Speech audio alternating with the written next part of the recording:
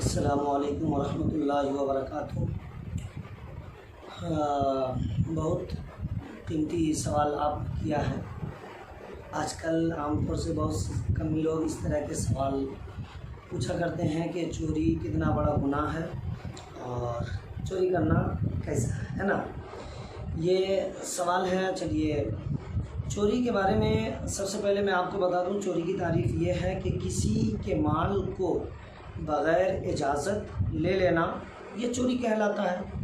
اور عربی میں سارق آتا ہے، چوری کے لیے سرقہ، یہ چوری کو کہتے ہیں۔ قرآن پاک میں بھی اللہ رب العزت نے ارشاد فرمایا وَالسَّارِقُ وَالسَّارِقَةُ فَاقْطَعُوا أَيْدِيَهُمَا جَزَاءً بِمَا كَسَبَا نَكَالًا مِّنَ اللَّهِ وَاللَّهُ عَزِيزٌ حَكِيمٌ۔ اللہ رب العزت ارشاد فرماتا ہے کہ چوری کرنے والے مرد اور عورت فَاقْطَعُوا أَيْدِيَهُمَا، دونوں کے ہاتھ کاٹے جائیں۔ اب رہا مسئلہ کہ ہاتھ کاٹنے کے حوالے سے جو حکم ہے، آج کل چونکہ جہاں اسلامی ملک یا اسلامی حکومت نہیں ہے، وہاں اس طرح کا کام انجام دینا بڑا ڈیفیکلٹی ہے، چونکہ ہمارے ہندوستان میں اب اسلامی حکومت اس وقت نہیں ہے، لیکن ابھی بھی جہاں اسلامی حکومت قائم ہے وہاں اس طرح کے سلوک کیے جاتے ہیں اور یہ سزائیں دی جاتی ہے، آپ کو معلوم ہے۔ لیکن ہاتھ کاٹنے کے حوالے سے بھی آیا تو بعض جگہ تفاسیر اور جو ہے اس کی وضاحت اس انداز میں کی گئی ہے تفسیر کی کتبوں میں کہ امام اعظم ابو حنیفہ کے نزدیک اس کو 10 درہم مقدار بتایا گیا ہے کہ کم سے کم اتنے مقدار کے سامان یا اتنے مقدار میں رقم ہو تب جا کے ہاتھ کاٹا جائے۔ بقیہ اماموں کے نزدیک کہیں کم کہیں بیشی، طرح طرح کے مسائل ہیں۔ بہرکیف میں آپ کو جو موٹی باتیں ہیں وہ بتانا چاہتا ہوں کہ چوری کرنا یہ گناہ کبیرہ ہے، بہت بڑا گناہ ہے۔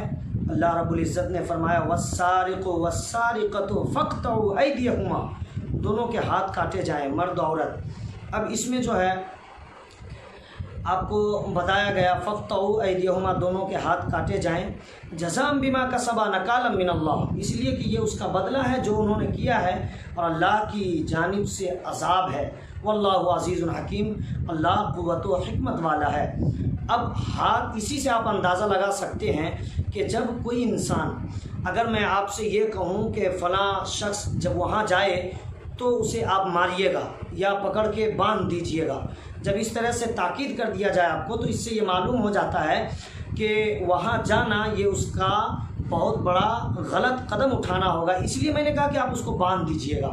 اب یہ الگ بات ہے کہ ہمارے ہندوستان میں ہاتھ نہیں کاٹا جا رہا ہے، لیکن اللہ نے جو ہمیں کہا ہے کہ چوری کرنے پر ہاتھ کاٹے جائیں، اس سے کیا یہ پتہ نہیں چلتا ہے کہ یہ کتنا بڑا گناہ ہو سکتا ہے کہ اللہ رب العزت نے حکم دیا کہ ہاتھ کاٹ لیے جائیں۔ اب آپ خود اس بات کو سمجھ سکتے ہیں۔ اللہ کے حبیب صلی اللہ تعالیٰ علیہ وسلم، مصطفیٰ جان رحمت صلی اللہ تعالیٰ علیہ وسلم نے اس حوالے سے ارشاد فرمایا عن ابی ہریرہ عن النبی صلی اللہ تعالیٰ علیہ وسلم قال لعن اللہ السارق، یعنی حضرت ابو ہریرہ رضی اللہ تعالیٰ عنہ سے روایت ہے کہ اللہ مصطفیٰ جان رحمت صلی اللہ تعالیٰ علیہ وسلم نے ارشاد فرمایا کہ اللہ نے چور پہ لعنت فرمائی ہے، لعنت فرمائی ہے۔ اب بتائیے کہ اللہ تبارک و تعالیٰ کی لعنت ہے چور پر، اس سے بڑی بات اور کیا ہو سکتی ہے۔ ایک جگہ اور بھی حدیث پاک ہے ان فضالۃ بن عبید قال اتی رسول اللہ صلی اللہ تعالی علیہ وسلم بسارق فقطعت یدہ ثم امر بها فعلقت فی عنقہ، یعنی حدیث پاک میں حضرت فضالہ بن عبید رضی اللہ تعالی عنہ سے یہ روایت ہے کہ آقا کریم علیہ الصلاۃ والتسلیم کی بارگاہ میں ایک چور کو لایا گیا تو اس کے ہاتھ کٹوا دیے گئے۔ اس کے بعد آقا کریم علیہ الصلاۃ والتسلیم نے ارشاد فرمایا کہ اس کے کٹے ہوئے ہاتھ کو گردن میں لٹکا دیا جائے۔ اللہ اکبر کبیرہ، بتائیے کتنا بڑا گناہ ہے کہ آقا نے یہ کام انجام دیا۔ لیکن آج کل ہوتا یہ ہے کہ ہم جگہ جگہ پر تھوڑے تھوڑے جو ہے بے صبری میں آ کر چوری کا کام کر ڈالتے ہیں۔ ہوتا یہ ہے کہ جب صبح انسان اسے روزی کی تلاش ہوتی ہے، رزق کی تلاش ہوتی ہے، روپے پیسے کے تلاش ہوتے ہیں، تو شام کے وقت تک میں اس کی قسمت میں حلال طریقے سے روپے پیسے کمائی آنے والے ہوتے ہیں، لیکن انسان شیطان کے بہکاوے میں آ کر، اس کے شکنجے میں آ کر اور جو ہے بے صبری سے کام کر کے وہ چوری کر بیٹھتا ہے، لیکن اس کی قسمت میں وہ روزی ہوتی ہے، وہ پیسے ہوتے ہیں، لیکن چونکہ وہ شیطان اس پہ اٹیک کرتا ہے، اس کے شکنجے میں آ کر بے صبری سے وہ کام کر بیٹھتا ہے۔ ہمیں یہ چاہیے کہ ہم صبر کے ساتھ قدم چلیں، صبر کے ساتھ زندگی بسر کریں، گزاریں۔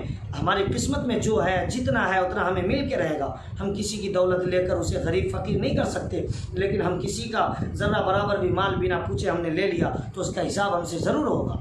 چوری بنا پوچھے کسی کے مال کو لے لینے کو چوری کہا جاتا ہے۔ آج کل کے دور میں موبائل میں چھوٹا سا مسئلہ بتاؤں گا کہ موبائل جو استعمال کیا جاتا ہے، مان لیا آپ نے کسی کے موبائل کو لیا بنا پوچھے اور اسے استعمال کیا، چلایا، اس کے موبائل کے اندر مطلب سافٹ ویئر وغیرہ جو بھی ہے استعمال کیے، یہ بھی چوری میں شامل ہے۔ اگر آپ نے کسی سے موبائل لیا کہ لائیے مجھے تھوڑا سا کال کرنا ہے، آپ نے کال کرنے کے لیے لیا موبائل، اس کے بعد آپ دوسرے سافٹ ویئر میں جو ہے ان کر گئے، اسے چلایا، اسے استعمال کیا، تو کہیں نہ کہیں یہ بھی چوری میں شامل ہے۔ اس لیے آپ چھوٹی چھوٹی حرکتوں سے آپ بچنے کی کوشش کریں۔ ایک مرتبہ کی بات ہے کہ حضرت عمر فاروق رضی اللہ تعالیٰ عنہ کی بارگاہ میں ایک چور کو لایا گیا تو ہاتھ کاٹنے کا حکم دیا گیا۔ چور رونے لگا، تڑپنے لگا، گڑ گڑانے لگا اور کہا کہ یہ میرا پہلا جرم ہے، مجھے معاف کر دیا جائے۔ حضرت عمر فاروق رضی اللہ تعالیٰ عنہ نے کہا کہ ہاتھ تو کاٹا ہی جائے گا۔ اتفاق ایسا ہے کہ وہیں پر حضرت مولا علی مشکل کشا داماد پیغمبر رضی اللہ تعالیٰ عنہ بھی موجود تھے۔ انہوں نے کہا کہ اللہ رب العزت کسی کو اس وقت تک رسوا نہیں کرتا جب تک وہ حد سے تجاوز نہ کر گیا ہو، آگے نہ بڑھ گیا ہو، اس لیے تمہارے ہاتھ کاٹے ہی جائیں گے۔ ہاتھ کاٹ دیا گیا، لیکن بعد میں حضرت مولا علی مشکل کشا رضی اللہ تعالیٰ عنہ اس شخص سے ملاقات کرتے ہیں تو کہتے ہیں تمہارا ہاتھ تو کاٹ ہی دیا گیا، لیکن حقیقت بتاؤ کیا تم نے وہ فرسٹ ٹائم چوری کیا تھا، پہلی مرتبہ چوری کیا تھا، کیا وہ پہلا جرم تھا تیرا؟ وہ چور کہتا ہے نہیں، میرا ہاتھ تو کاٹ ہی دیا گیا۔ اب حقیقت بتانے میں کیا ہے؟ حقیقت یہ ہے کہ میں نے وہ 61ویں بار چوری کی تھی۔ اللہ اکبر کبیرہ۔ بتائیے کہ حضرت عمر فاروق نے جو سزا دی وہ بالکل صحیح سزا تھی، اور یہ اللہ رب العزت کی جانب سے سنائی ہوئی سزا ہے، اس لیے حضرت عمر فاروق نے اس سزا کو اپنایا۔ میں آپ سے یہ کہنا چاہوں گا کہ آپ نے بڑے اچھے سوال کیے، ماشاءاللہ اللہ کا کرم ہے کہ روزانہ آپ جو ہے بہت اچھے اچھے سوالات کر رہے ہیں۔ امید ہے کہ آپ کے معلومات میں بھی اس سے اضافہ ہو رہا ہوگا، اور چوری بہت بڑا گناہ ہے، آپ کو باتیں سمجھ میں آ گئی ہوں گی انشاءاللہ العزیز۔ پھر جب کل آپ دوسرے سوال کریں گے تو میں مکمل طور سے آپ کے سوالات کے جوابات دینے کی کوشش کروں گا۔ اللہ حافظ۔